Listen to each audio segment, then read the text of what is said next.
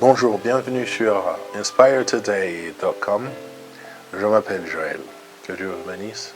Aujourd'hui, nous allons entrer dans notre deuxième phase de nos enseignements, la nouvelle naissance.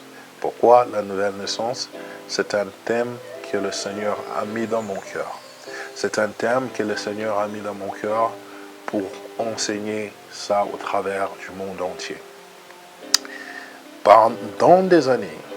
Pendant beaucoup d'années, nous avons essayé de faire les choses par nous-mêmes. Nous avons voulu faire de bonnes œuvres par nous-mêmes, retrouver la repentance par nous-mêmes, acquérir aussi une nouvelle nature par nous-mêmes. Or, il y a un chemin que Dieu a tracé, que c'est le seul chemin qui est absolu, qui est véritable. C'est ce chemin que Dieu a révélé.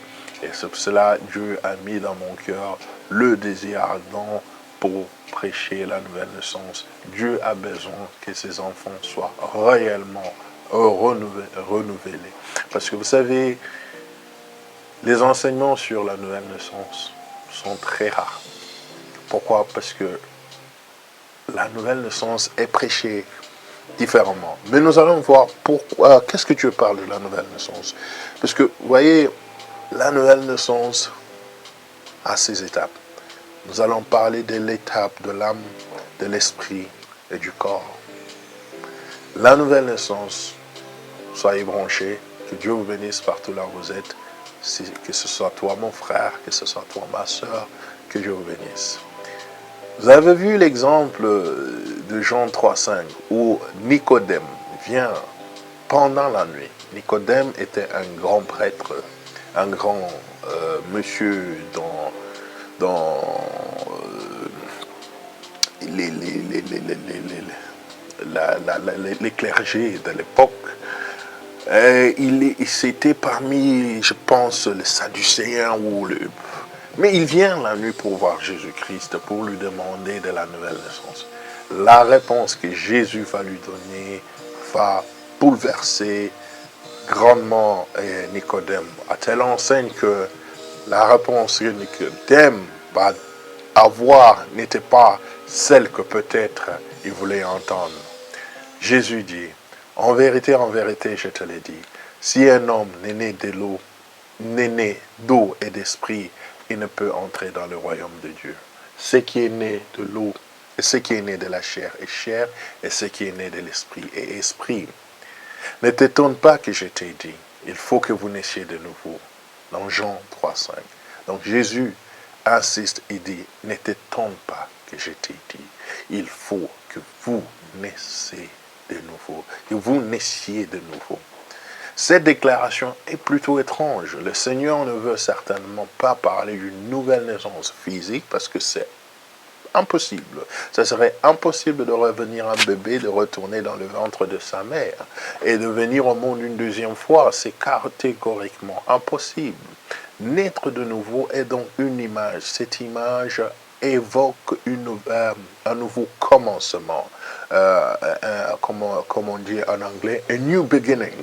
Vous voyez, un nouveau commencement de vie ou un commencement de vie nouvelle. Quelle vie nouvelle? Pour être précis, naître de nouveau signifie naître d'en haut. Acquérir les choses d'en haut. Cette précision nous fait comprendre qu'il s'agit d'une vie nouvelle que Dieu donne. C'est seulement cette vie nouvelle qui nous permet d'entrer dans le royaume de Dieu. Pourquoi faut-il naître de nouveau? Moi, je veux me poser la question, par exemple. Est-ce que c'est impératif que nous naissions de nouveau? Écoutez, j'ai déjà mon birthday, un bon 14 avril, j'étais né, et c'est mon anniversaire. Est-ce que je suis obligé d'avoir un autre birthday?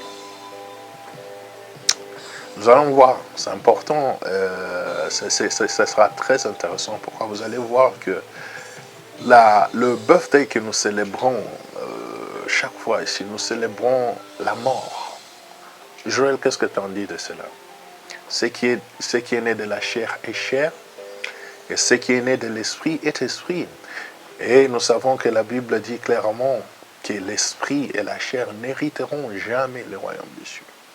L'esprit et la chair n'hériteront jamais le royaume des cieux. Amen. Si les enfants de Dieu qui lisent la Bible pourront comprendre ce que je suis en train de dire. Nous ne célébrons pas la mort, mais nous étons dans l'ignorance de ce qui est plus précieux. Parce que la vie que nous vivons ici est juste une étiquette, est juste une façade de la vie réelle. Vous voyez, il y a une vie en dépit de cette vie. Vous voyez. Pourquoi faut-il une vie nouvelle? Face à Dieu absolument pur, Dieu est absolument pur, nous savons. L'homme est absolument pécheur. Nous sommes nés pécheurs.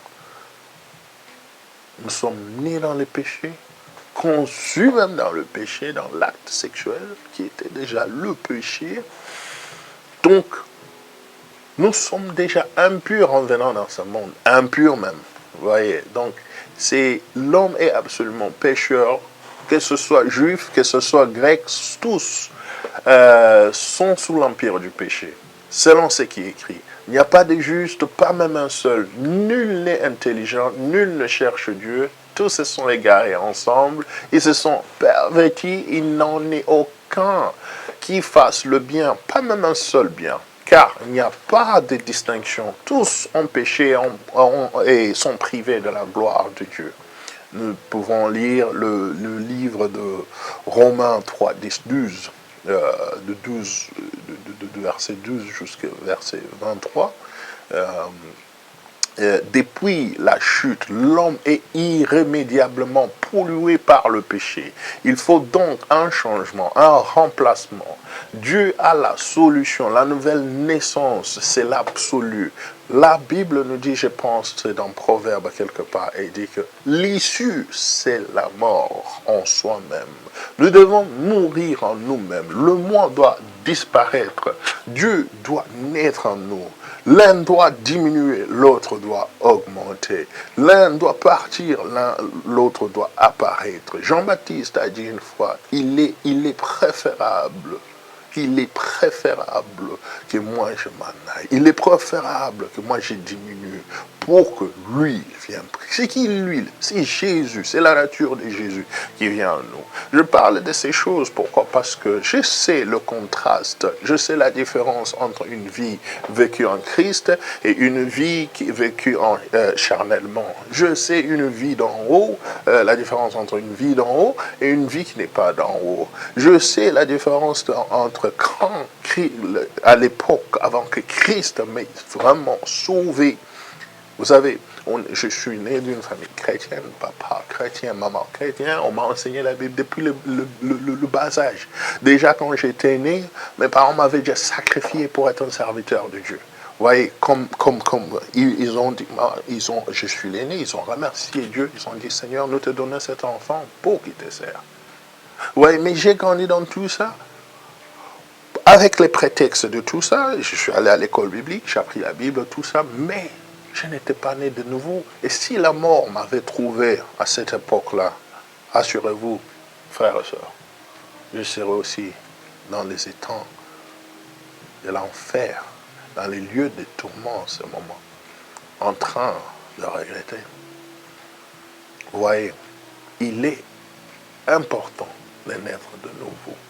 Et c'est quoi la nouvelle naissance? Mon frère, ma soeur, tu peux partir à l'église chaque jour, tu peux chanter dans la chorale, tu peux connaître toutes les écritures de la Bible.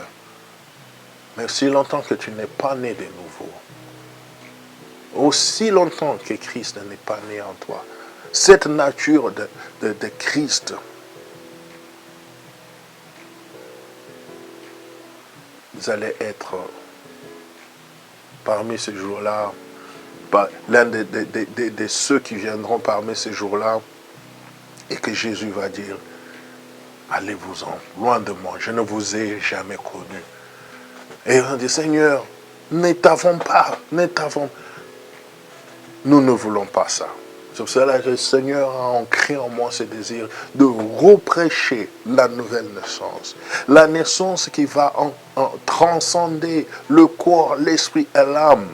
Pas seulement la nouvelle naissance du corps, parce que nous voyons bien que Pierre nous dit, je pense, dans le livre des Actes 2:38, 2:34, mais dans le livre des Actes, si vous le lisez bien, il dit, répentez-vous et soyez baptisés dans le nom du Seigneur Jésus-Christ, afin, pour la rémission de vos péchés, et vous aurez le don du Saint-Esprit.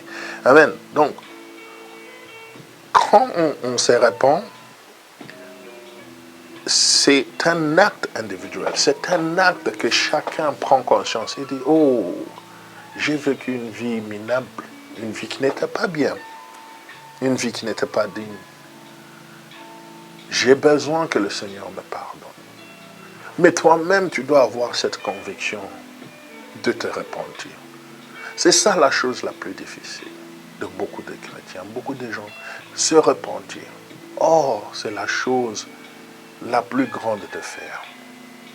Venir vers Dieu, dire, Seigneur, j'ai péché, pardonne-moi. Vous savez, Pierre a dit une parole chaque fois que je prie, j'aime toujours la répéter, j'aime toujours dire, Seigneur, à qui d'autre irons-nous si c'est toi seul qui as les paroles de la vie? Chez qui d'autre irons-nous si c'est toi seul qui as les paroles de la vie? Donc, tu peux aller à gauche, tu peux aller à droite, tu peux aller chez le raman, le pasteur, le président. Personne n'a ce pouvoir de la rédemption. Personne ne pourra sauver ton âme. Voilà pourquoi Pierre savait cela, par la révélation. Donc, la nouvelle naissance, c'est l'émergence d'une vie nouvelle ou d'une personne nouvelle, marquée par une nature nouvelle, une nature divine, parfaite, son origine, le retour à son début, à ce qu'il était avant que le diable vienne. Nous allons entrer en détail, mais si vous avez votre crayon, votre pen and paper, prenez ces écritures. Tite 3:5, l'écriture 1 Pierre au chapitre 1, verset 3, Corinthiens 5:17, 2 Pierre 1:4. Donc, comparaison avec la naissance physique, la comparaison avec la naissance physique et la naissance spirituelle, nous allons voir que ça va nous permettre d'aller plus loin, de voir que il y a une grande différence entre la naissance physique et la naissance spirituelle. Distinguons donc les différentes étapes de la naissance physique. Qu'est-ce qui se passe à la naissance physique? Nous savons, maman va à l'hôpital, maman est enceinte, elle va à l'hôpital. Tout le monde attend d'elle un bébé, un joli garçon ou soit une jolie fille. La plupart du temps, ils attendent un joli garçon. Mais bon, la préparation avant la naissance d'un bébé est précédée d'une longue période de préparation dans le ventre de la maman. Psaume 139, verset 3. Ça parle de cela. De même que la naissance d'un enfant de Dieu est précédée d'une période de préparation. Dieu travaille dans le cœur de l'homme pour l'amener à la vie nouvelle. La bonté de Dieu te pousse à la repentance. Romains 2:4. La bonté de Dieu te pousse à la repentance. Les merveilles de Dieu, les bonnes choses que Dieu a fait, le souffle de vie, la grâce d'avoir ta famille, la grâce d'avoir le pain, le désir de faire le bien vient de cela. Hein? Tu dis, oh, il est merveilleux, il est gracieux. Qui suis-je pour mériter cet amour? Vous comprenez? Vous comprenez? Donc, la bonté de Dieu te pousse à la repentance. Le Saint-Esprit convaincra le monde. Ça, c'est dans... Il dit, le Saint-Esprit convaincra le monde en ce qui concerne le péché, la justice et le jugement. Jean 16, verset 18. Le Saint-Esprit convaincra le monde en ce qui concerne le péché, la justice et le jugement. Naître d'eau et de l'Esprit, cette expression évoque l'action de la parole de Dieu et du Saint-Esprit pour montrer à chaque homme son besoin impérieux de la nouvelle naissance, le travail de l'enfantement. Maintenant, nous allons parler du travail de l'enfantement. Vous savez,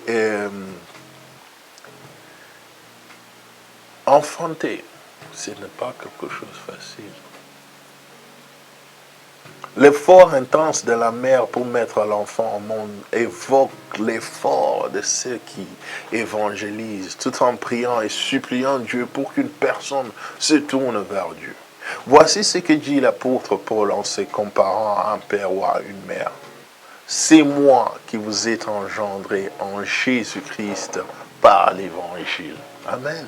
C'est moi qui vous ai engendré. Donc, c'est moi qui vous ai donné naissance.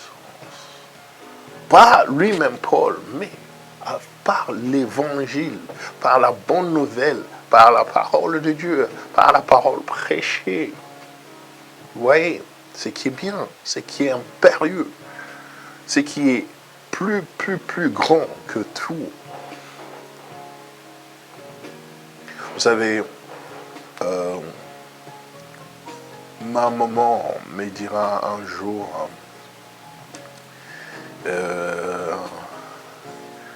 j'aime bien mon vieux, mon vieux Lifoko, Foko du ciel, et mon grand frère Moïse B. Je les aime beaucoup. Et je les écoute si souvent. Et ma mère, un jour, elle vient, elle me dit, mais Joël, tu as entendu la nouvelle chanson de Lifoko? J'ai dit, oui. Il chante Dieu au féminin, mais tu vois pas qu'il commence un peu à aller de côté là. Comment vous pouvez dire des choses comme ça? Et toi, je regardais ma maman, elle dit, j'ai dit, maman, tu sais, quand il avait chanté l'inspiration, c'est le monde de Dieu, elle vient de la voûte céleste. Hein? Elle est plus forte que les Écritures. Est-ce que c'est dans la Bible, cette histoire-là? Est-ce que vous avez déjà compris ce qu'il dit par là? C'est pas biblique, mais c'est plus que biblique. Mais vous avez chanté ça. Pourquoi quand il vient chanter Dieu au féminin, les gens s'en prennent à lui? Donc, il dit, non, ne me dis pas que toi aussi tu crois à des choses comme ça. J'ai dit, non. Moi, je suis un enfant de Dieu et je crois à la révélation de Dieu. Quand mon grand frère a chanté Dieu au féminin, il a décrit que Dieu a une nature d'une mère. Une mère qui allait ses enfants. La mère aigle. Il va même plus loin pour vous dire que la Bible parle qu'il a des seins maternels. Quand Dieu parle de seins maternels, c'est pour faire quoi avec ces seins maternels? C'est pour allaiter ses enfants. Nous allons parler de ça. Donc, les choses de Dieu, il ne faut pas les voir et essayer de les comprendre comme Nicodème. Nicodème a voulu comprendre les choses de Dieu comme ça. Sous cela, il était un peu bouleversé. Vous voyez, quand mon grand frère Moïse dit Amataka, comme un aigle. Mais la Bible vient nous dire aussi, nous marcherons, et nous parle de la nouvelle naissance qui commence par crawler, et puis marcher, et puis courir, et puis s'envoler comme des aigles. Donc un processus de développement. La Bible dit, tous ceux qui s'attendent à l'Éternel feront quoi? Renouvelleront. Oh, c'est fort. Dieu est merveilleux. Dieu est merveilleux. Gloire à Dieu. Tu es là où tu es, que Dieu te bénisse richement. Si tu as la grâce d'écouter ce message aujourd'hui, remercie Dieu. Parce que ça va révolutionner beaucoup en toi, pour ta famille. Et toi-même, tu vas aller aussi enseigner cette nouvelle naissance qui va parler au corps, à l'âme et l'esprit. Vous allez voir que Dieu veut que pas seulement ton corps soit baptisé dans l'eau, mais il veut que ton esprit aussi soit baptisé par le feu et que tes pensées soient renouvelées par la parole de Dieu. Amen. Tes pensées soient renouvelées par la parole de Dieu. Excusez-moi. Donc,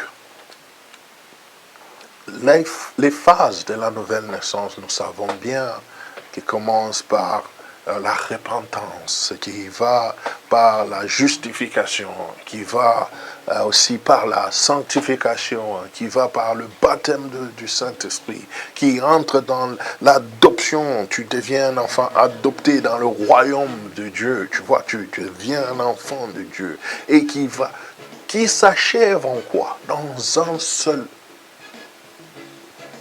but. Christ en nous, l'espérance de la gloire. C'est tout ce qu'il veut.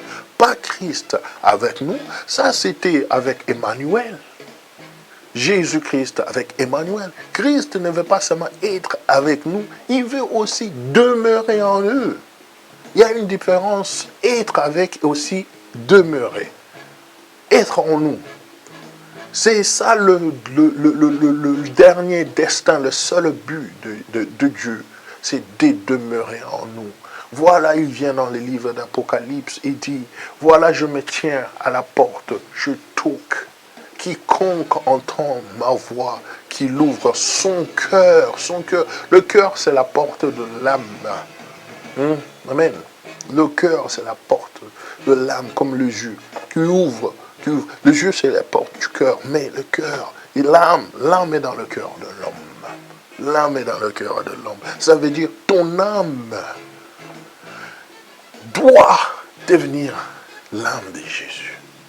Ton âme doit revêtir sa gloire, la gloire de Jésus. Pas toute la gloire. Je n'ai pas dit que tu vas devenir Jésus. Non. Tu vas avoir la nature de Jésus. Paul nous dit, c'est moi qui vous ai engendré en Jésus-Christ par l'évangile. Voyons ça dans Corinthiens 4, 15. C'est moi qui vous ai engendré dans l'évangile.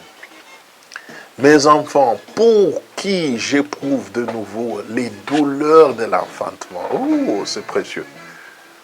Il y a aussi les douleurs de l'enfantement. Galates 4, 19. La souffrance du nouveau-né, la naissance est un changement très dur pour le bébé. Il ressent les contractions de plus en plus violentes qui finalement l'expulsent hors du ventre de sa maman. Ses premières respirations sont une souffrance. Regardez le petit bébé quand il naît, ses narines. Vous savez, je veux en parler. C'est douloureux. De même, la nouvelle naissance comporte une étape douloureuse au moment où on se rend compte qu'on est grandement coupable devant Dieu. On ressent de la tristesse, mais cette tristesse mène à la repentance. Clé du salut. En effet, la tristesse, selon Dieu, produit une repentance qui mène au salut. Amen. Cette repentance, avec cette tristesse qui vous pousse à vous repentir, c'est aussi une joie. Le chrétien qui se repent, c'est une joie. Vous savez, je vois des gens qui partent aux eaux de baptême, pour le beau plaisir, ou soit parce qu'ils ont vu les amis le faire en rigolant. Non. Aux eaux de baptême, on part avec un chagrin, on part avec un cœur contrarié. Pourquoi j'ai demeuré une vie de péché? Vous savez, quand vous arrivez à cela, moi je suis arrivé à ce niveau de ma vie, je me suis dit, pourquoi j'ai vécu une vie d'ignorance, une vie de péché? Cette contraction, ces désirs, cette tristesse, c'est parce que vous voulez maintenant vivre une vie meilleure. Vous voulez vous repentir. Et c'est ça, c'est que Dieu a besoin. Dieu a besoin de cœurs qui se répandent, de cœurs qui demandent pardon, de cœurs qui savent comment s'humilier, accepter l'échec dans la vie. Je vous dis la vérité, ça, ayez un cœur d'accepter les moqueries, même si on se moque de vous, même si on parle mal de vous, même si on pointe vos erreurs, c'est pas eux qui vont prendre le fardeau pour vous. C'est pas les moqueurs qui vont faire ça. Ils ont la bouche pour parler, ils ont les yeux pour voir et les oreilles pour entendre. Que ça soit comme ça, la vie de Jésus-Christ a été comme ça. On avait craché sur lui, on avait parlé mal de lui, on l'avait appelé de tout nom, bâtard, Belzébul, quoi que ce soit. Mais il a pris ça et il n'avait rien dit. Que les gens disent. Mais ce qui est important, c'est ton âme. Parce que la fin justifie les moyens. C'est ton âme qui est plus important, mon frère. C'est ton âme qui est très important, ma soeur. Mon bien-aimé, ne regarde pas ce que le monde dit autour de toi. Ce ne sont que des opinions humaines. Mais il y a un qui a dit qu'il a rompu tout cet acte dont l'acte dont tout est condamné. Lui, il a cloué ça à la croix. L'acte dont les ordonnances te condamnées, Jésus-Christ a cloué ça à la croix. Quoi d'autre de meilleur? Quoi d'autre est plus meilleur que cela? Quoi d'autre qui va te donner la joie que cela? Alors, A, B, C, Z, X, Y, Z peut dire ce qu'ils veulent. Garde ta vision. Toi, garde ta vision vers la perfection. Parce que tu cours vers la perfection. Et la perfection est douloureuse. Elle est turbulente. C'est comme cet avion qui a pris la vitesse de non-retour. Quand ça arrive à un moment donné, à une dimension, on appelle la dimension des turbulences, les choses deviennent difficiles. Le pilote vous annonce que nous atteignons la vitesse, nous atteignons la dimension de turbulence. Serrez vos ceintures. Serrez vos ceintures. Amen. Serrez vos ceintures. Parce que ça ne va pas être facile. Mais il a promis d'être avec vous jusqu'à la fin. Amen.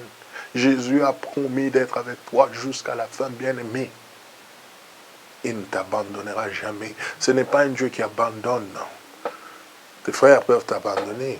Ta soeur peuvent t'abandonner. Même tes parents, même tes enfants, même ta propre femme, même ton propre mari. Mais lui, jusqu'au bout, il ne t'abandonnera jamais. Jamais. Et il y a une autre phase qui vient, c'est la phase où le docteur doit couper le cordon ombilical du bébé. Là, le bébé est sorti. On doit couper le cordon ombilical entre le bébé et le ventre. Maintenant, tu dois sortir. Le petit bébé, il sort. Vous voyez, nous sommes en train de prendre d'abord les étapes physiques de la naissance physique et les comparer aux étapes de la naissance spirituelle, frères et sœurs. Pour voir que la chair donne naissance à la chair, mais la vie donne naissance à la vie. Le cordon ombilical a permis à l'enfant de se développer pendant sa vie, avant sa naissance. Mais il faut le couper, car l'enfant ne vit plus du tout comme avant. Sa nouvelle vie est totalement différente. De même que la nouvelle naissance doit marquer une différence. De même que tu dois couper le cordon ombilical avec les choses du monde, les choses de jadis, les choses du passé. Même si ce n'était pas fameux, tu dois les oublier, frère. Tu dois les oublier, ma soeur. Tu dois repartir de nouveau. La nouvelle naissance, c'est être capable de renouveler ses pensées. Regarder toujours vers l'avant.